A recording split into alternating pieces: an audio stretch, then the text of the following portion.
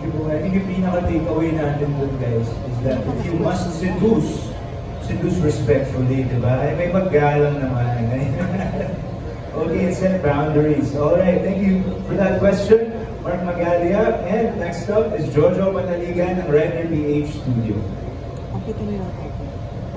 And meron bang linya yung character niyo sa Seducing Craig Palma na feel yung sabihin ng time niya na sa totoo lang gusto niyo sabihin sa isa't isa? Like territorial. Yun po talaga yung pinaka-feel na feel ko linya ni Craig Palma. Ganun din po kasi ako eh. Na gusto mong sabihin sa kanya? Gusto ko na sabihin. Wow, okay. Andiyan na. Ako wala akong maisip ngayon, honestly. Pero, if it would be, my favorite line na lang po siguro would be, surrender, which means only me. Kasi my only choice would be me. Thank you po. Thank you. Last question ko. Meron ba, syempre hindi nabasa niyo yung script, iniintindi niya yung character yun, di ba? Pero syempre nung ginampanan niyo na, mas lumalim yung understanding niyo.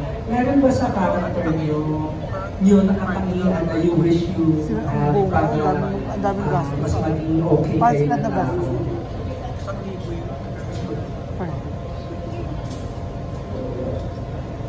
Dati ka mura, nag-start ako. For me, 200. ang gusto ko po kay Alice, ang pagiging Kailangan sinisingin ng fans ko. once your mind is set on something, on a goal, and 200 if nga, it's for pahirapan the na ako. people that she loves, gagawin at gagawin niya po talaga. Kahit pa mahirapan siya, at maraming mga pagsubok na dumaan sa goal na yun. And in life, gusto ko rin po maging gano'n. Maging kasi tibay niya, kasi lakas niya. Kahit sobrang nasasaktan niya siya, pinaglalaban niya. Ako po yung pagiging matalino ni Drake Palma. Sobrang talino po kasi ni Drake. Yun po yung gusto kong makuha kay Drake. Yan. Salamat. Thank you. Salamat po. Thank you po. That was Jojo Manaligan ng Rider PH Studios. Up next, Erwin Ogawa ng Namongera. Hello guys! Okay, you said earlier na ibang level na yung chemistry nyo, right? You said earlier na ibang level na yung chemistry nyo. So ano yung mga naging ano nyo, mga bagay-bagay na similarities nyo na nag-check kayo? Ano yung mga bagay-bagay? Siguro yung magkamukha tayo, no?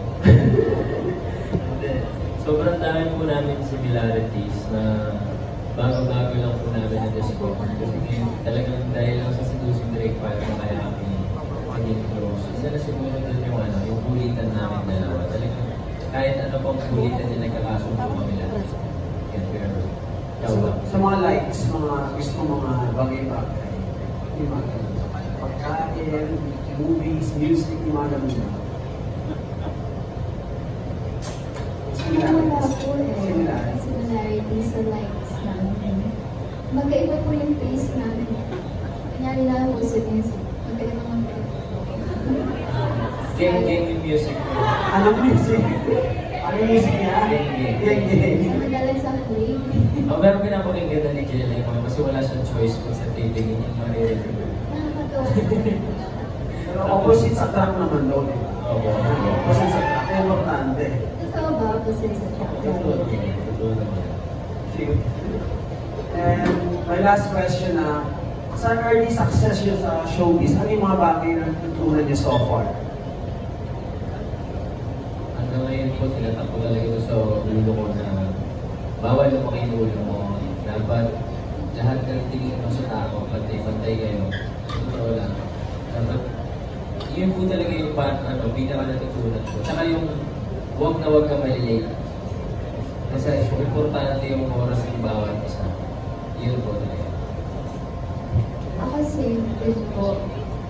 Yun din po yung lagi pong nare-remind sa akin ng family ko na huwag ko lalaki yung ulo ko. And I should always remember to look back. Parang bangko po. Yung kahit tumatakad ka na lagi ka pa rin babalik sa pinanggalingan mo, hiyo ko pa pa rin. Very well said. Thank you guys. Thank you po, Erwin Ogawa ng Namongera. Right now, si Alan Policarpio ng Inquirer, at yun namang pakinggan. Hi, good afternoon. So, how would you describe yung chemistry niyo together and how much of it is parang natural and meron ibang part na kailangan yung i-work on talaga? Sa totoo lang po, pagdating po sa mga scenes na kilig-kilig, I don't even have to act that much. I don't have to act that much kasi hindi ko talaga ako sa kanya. So I would say na naturally I'm attracted to him. I was trying to work naman po siya. Ayun po, yung chemistry nga naman namin, natural naman niya po siya. Pero marami pa po kami matututunan, marami pa kami pwedeng aralin para mas mapasulit yung chemistry natin. And kanina nabanggit yung about boundaries. Like, kayo ba pag sa work, parang you also set boundaries sa isa't isa, parang professional, things like that? Ako wala boundaries. Ikaw ba? Ako naman po, even if I'm not vocal about my boundaries, Robin is the type of person who respects people in life and their privacy. So, may boundary ko naman po kami sila. Even if we don't say it. Any particular parang instance ba or moment to set that you felt that way, Angela? Parang respect mo naturally yung simple things lang po, like, kunwari kapag nasa moving area po kami, tapos magkahiwalay po yung guys and girls, kapag tatawag ko na po ako, yun lang po sa kanya, hindi siya papasok na basta-basta. Tatawagin lang yan. Pero yeah. Yes po. Lastly, anong reaction niyo when you first saw the script for the movie and the finale episode? For the finale episode of Seducing Great Mama, medyo nalungkot ako sa ending. Yun yung kasi aalis. Sa mga hindi pa nakakapanood ko, spoiler alert. Pero, aalis na po si Alice, kaya nakakalungkot lang po na magiging LDR sila. Pero, ayun po, sa movie naman po, ang first reaction ko po is, wow, this is a really big film and kailangan po namin ganun.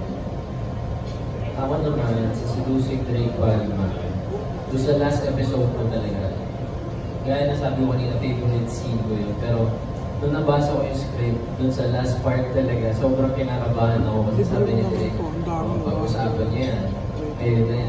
Pag-usapan niyo kung paano niya gagawin yung kissing scene na ganyan. So, sobrang po akong kinakabahan kung paano ko siya kakausapin kasi ayoko naman mabastos siya, ganyan. Hindi namin alam kung paano pag-uusapan yung kissing scene. Ganyan. Tapos yung sa movie naman, doon nabasa ko po yung script. Parang, hindi ako makapaniwala na sa akin po napunta yung movie na yun. Kasi parang ang tagal ko na pong pinagpe-pray na bigyan ako ng ganong klaseng project. Gusto ko po talaga, basta gusto ko po sabihin sa inyo pero sobrang solid po kasi yung project para sa amin. Kasi sobrang laki niya talaga para sa amin. Salamat. Thank you po. Alan Policarpio ng Inquirer, maraming salamat po. Up next, we have Alan Sangod ng Stars Photo. Hello, congratulations to both of you. Yung unang tanong ko, dahil ang title is nung katatapos yung teleserye is yung Seducing Drake Palma. Kayo personally, paano yung paraan para ma-seduce yung bawat isa? Anong paraan para ma-seduce si Robin? Anong paraan para ma-seduce si Angela in real life?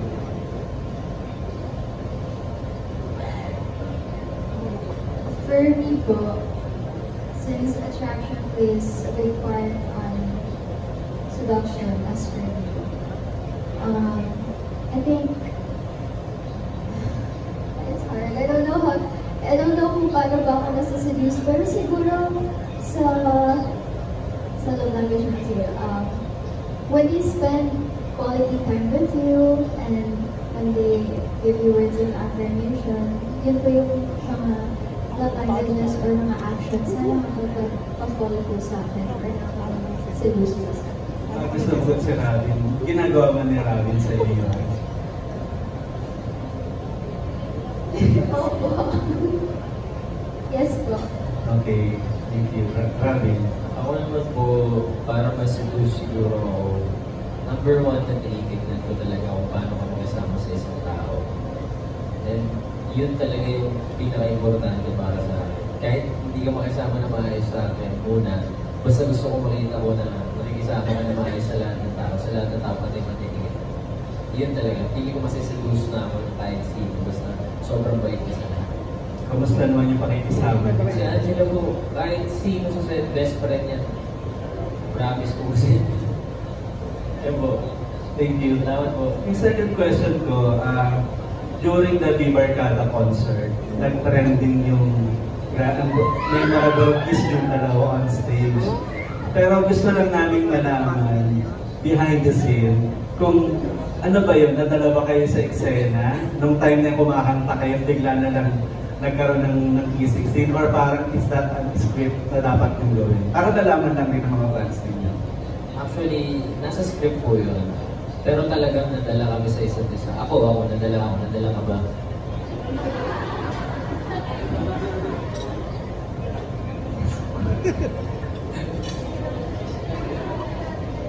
Yun po. I-follow up ko lang kay Angela. Angela kasi parang ang nangyari dun sa eksena, parang ikaw yung biglang nag-smack kay Robin. So parang tuloy naging tendency na parang, uy, mas may feeling. Ikaw ba yun? Ako yun. Yan lang po siguro sa angulo ng video na po kasi Angela. Pero ako po talaga nag-initiate ng case. Okay. In what way ka nadala, Robin? And then, titigan lang po kami. Tapos yung parang si Angela, basta parang siya lang po yung nakikita ko sa stage, ay sa buong karanayan ko. Totoo po. Ganun talaga yung nangyayari. Kasi nung unang sampa ko sa stage, hindi ko alam kung paano ko gagawin yung buong gawin yan. Kasi sobrang daming tao na nasa harap ko.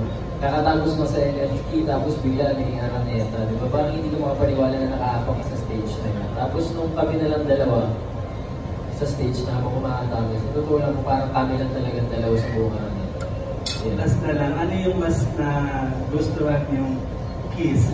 Yung during the Bibarkada or yung final? Yung last day. Yung last day po. Bakit? Nakakahirap. Ay. Hindi. Panoorin niyo na lang po. Panoorin niyo na lang po. Thank you. Congratulations. Super kiligay yung dalawa. Congrats. Thank you po. Maraming salamat po. Alan Isangko ng Stars Photo. And last up, Jago Manangan, TikTok content creator. He's over there. Ito po. Hello guys. First of all, congratulations. Kay Kinala na natin hindi kayo coming back.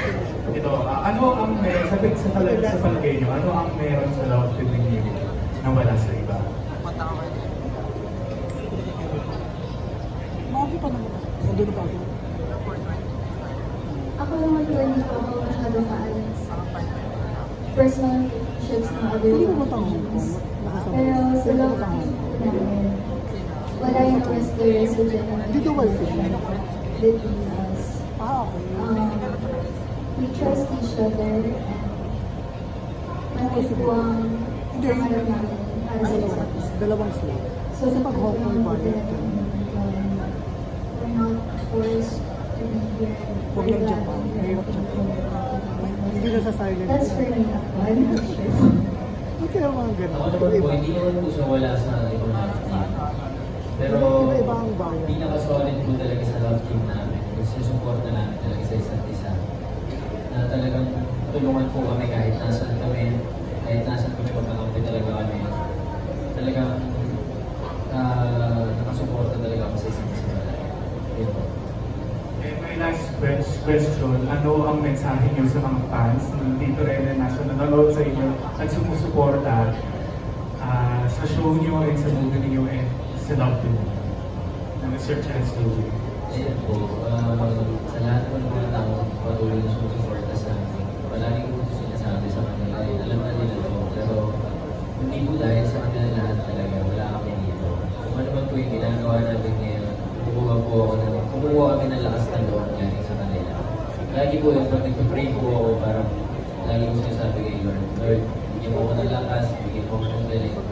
Gusto ko magpasaya pa na mas maraming na tao. Diba? Kaya dahil po sa kanila yun, kaya malakas po yung loob ko dahil sa Ako po si Sendelance po Grabe. Very grateful po ako sa lahat ng mga sumusuporta from the start hanggang ngayon po. Sa mga malaki po yung tiwala sa amin, sa inyo po kami sinusubukan. Pinapakita niyo po sa amin kung ano po yung tunay na pagmamahal ng feel namin sa inyo. We're always grateful to have you. Sabi nga ni Robin, wala kami dito sa iyo po ang kami ngayon. Kung hindi po dahil sa inyo. Kaya malaki po ang pinulog natin sa inyo. And what we aim for is your happiness. Kapag happy po kayo, happy din po kami. Thank you so much sa inyo lahat. Love you guys. Love you po. Congratulations. Thank you po. Thank you. Maraming salamat po sa lahat ng mga nagtanong. We have something very special prepared and lined up. Pero bago natin panoorin yan, no, bago po natin makita yung konting snippet ng premiere ng debut ng Tambalang ito on the silver screen, on the big screen. Mayroon lang akong gustong itanong sa inyong dalawa. No? Let's go off script a bit. Okay? So, gusto ko ilarawan nyo. Sige, punta ako dyan guys. So guys, ilarawan nyo ng konti yung mga characters nyo. Pwede ba yun? Pero without giving too much away. Like halimbawa, yung character mo ba sa movie, Robin, Angela, dalawa yung mata? Dalawa naman. Dalawa naman. Eh yung paa, dalawa. Dalawa din. Eh yung balikat. Napuputol. Napuputol! Hindi, parang, pre, I disagree. I beg to differ. Parang, nakita ko na kasi parang aling yung balikat. 1, 2, 3, 4, 5, 6! Hoy! Dala! Grabe guys! Paano nangyari yun? Parang nagkagana na lang ako sa guys. Walang intervention ko at all. So since may akabayan serye na yung nangyayari, no? Panoorin na natin yung teaser for their very first debut guys on the silver screen. Bilangan nyo naman ako. 5, 4, 3,